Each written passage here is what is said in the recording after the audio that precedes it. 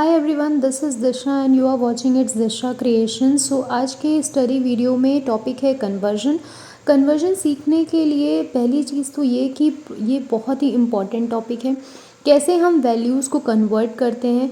आप चाहे अपनी एकेडमिक्स कंप्लीट कर रहे हों या फिर आप किसी कंपटीशन की प्रिपरेशन कर रहे हों, ये दोनों ही वे में बहुत ही इम्पॉर्टेंट रोल प्ले करता है। लास्ट में वीडियो के एंड में आप देखिएगा, मैंने कुछ चार्ट आपके साथ शेयर किया है जो कि इम्पॉर्टेंट कन्वर्जन का चार्ट है। आप चाहें तो उसे लर्न भी कर सकते हैं। अगर वो आपको लर्न होगा तो आपके कंपटीशन में काफ़ी बेनिफिट होगा उससे। यहाँ पर पॉइंट नंबर 1 है कि कन्वर्ट करनी है हमें वैल्यू परसेंटेज टू फ्रैक्शन। कोई भी परसेंट की वैल्यू है उसको फ्रैक्शन में कैसे कन्वर्ट करना है, सबसे पहला हमारा कन्वर्जन ये है। तो परसेंटेज का सबसे पहले हम आपको बता दें मीनिंग क्या होता है। तो परसेंटेज क्या रिप्रेजेंट करता है। परसेंटेज सबसे पहले रिप्रेजेंट करता है 1/100। ओके, जैसे कि किसी भी नंबर के आगे जब ये साइन लगा दिखता है, इसका मतलब होता है 1/100, ना कि 100। It means 1/100। बहुत बार बच्चे क्या करते हैं, 100 इसे 100 ले लेते हैं। 100 नहीं लेना है हमें, 1/100 मतलब कि किसी भी वैल्यू के आगे अगर ये साइन दिखे तो समझ लेना कि इसके अपॉन में, इस डिजिट के अपॉन में 100 आएगा। हम इसे दो तरह से रिप्रेजेंट कर सकते हैं। मैंने यहाँ पर और करके आपको दोनों वे में दिखाया है। 21 इंटू 1/100 और 21 1s आर 25 मल्टीप्लाई बाय 1 और 25/100। तो जब हम इसे सॉल्व करेंगे हमें वैल्यू मिलेगी 1/4 जो कि फ्रैक्शन की है। तो आप देख सकते हैं कि एक 25% जो वैल्यू थी 25%, वो अब एक फ्रैक्शन में आ गई है। न्यूमरेटर एंड डिनोमिनेटर में जब वैल्यूज़ को लिखा जाता है तो वो फ्रैक्शन हो जाता है।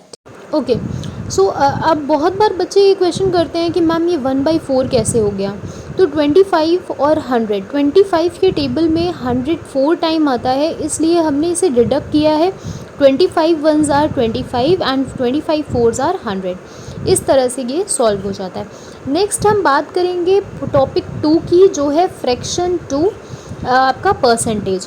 तो अभी हमने जो कन्वर्जन किया था वो परसेंटेज इनटू फ्रैक्शन किया था, और अब हम जो पढ़ने जा रहे हैं वो है फ्रैक्शन से हम परसेंटेज कैसे बनाएंगे। ठीक है, यहाँ पर हमें पहले ही से वैल्यू गिवन है 1/4।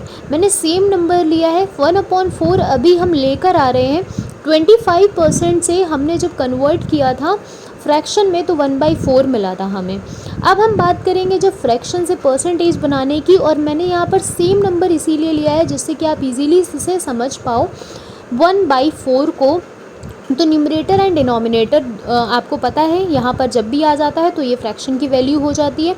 और जैसा कि मैं यहाँ पे फिगर में दिखा रही हूँ कि जब भी हम फ्रैक्शन से परसेंटेज की तरफ जाते हैं, जैसे कि फ्रैक्शन की वैल्यू को जब हम परसेंटेज बनाते हैं तब इसका मीनिंग होता है कि मल्टीप्लाई बाय 100।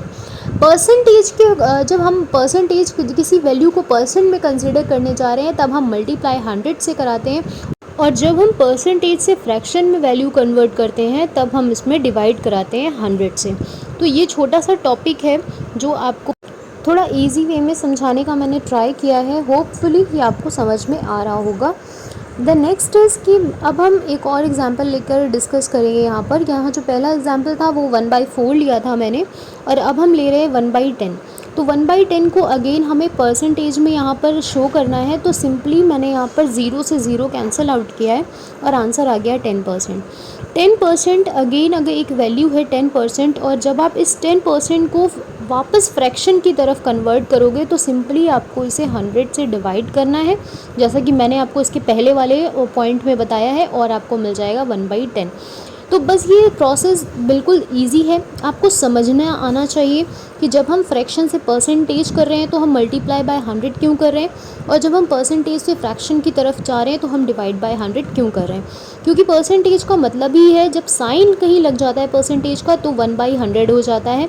ये सिंपल सा कॉन्सेप्ट है जो कि अब आपको ईजिली समझ में आएगा। सो ये वही चार्ट है इम्पॉर्टेंट कन्वर्जन का जो मैंने आपको स्टार्टिंग में आपको बताया था इसके बारे में। ये कुछ वैल्यूज़ हैं जो कि आपको लर्न होनी चाहिए अगर आप किसी कंपटीशन के लिए प्रिपेयर कर रहे हो, और नहीं भी लर्न करते हो तो आपको फाइंड आउट करना आना चाहिए, जो कि आपके एकेडमिक्स के लिए बहुत इंपॉर्टेंट है। तो आज की क्लास में इतना ही, मैं नेक्स्ट क्लास में लेकर आऊँगी। और हाँ, इसे लर्न करने का एक ही तरीका है, आप इसे प्रॉपर रीड करते रहो रेगुलरली, और आप इसे अपनी प्रैक्टिस में भी लेकर आ सकते हो। जब आप प्रैक्टिस करते हो किसी चीज़ की डेली, तो वो आपको अच्छे से समझ में आ जाती है। अगर आप मेरे चैनल पे फर्स्ट टाइम विजिट कर रहे हैं तो please like, share and subscribe करना बिल्कुल मत भूलिएगा, और ऐसे वीडियोस और भी यूज़फुल मटेरियल मैं आपके लिए लेकर आती रहती हूँ। Thanks for watching, bye bye, take care.